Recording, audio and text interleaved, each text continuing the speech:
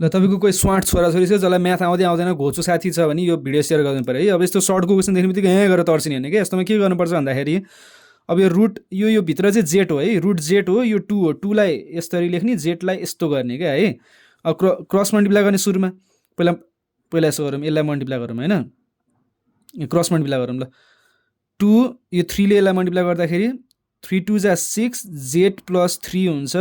यसलाई मल्टिप्लाई गर्दाखेरि 2 jet minus 1 jet plus 1 आउँछ है क्रस मल्टिप्लाई गर्दाखेरि। अब 6 जेट प्लस 6 3 जा 18 इज इक्वल्स टू, ओहो छेक्कै हो यहाँ जेट प्लस 1 लेखेको छु है मैले।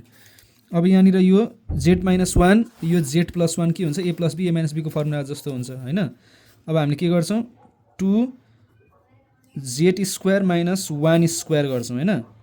और 6 z plus 18 is equals to यो र यो काटिन्छ अनि 2 जेट हुन्छ, यो माइनस 1 हुन्छ। अब जेटलाई सँगै राखौँ, minus 2 z is equals to minus 18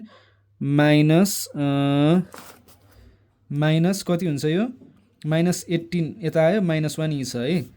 अब यो भनेको 4 जेट हुन्छ, यो भनेको माइनस 19 हुन्छ।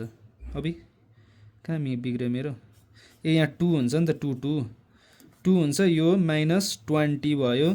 Jet is equals to minus 20 divide by 4 is equals to 6। यस्तो क्वेसनहरू छोड्ने होइन है, ड्याङ ड्याङ गर्नुपर्छ है।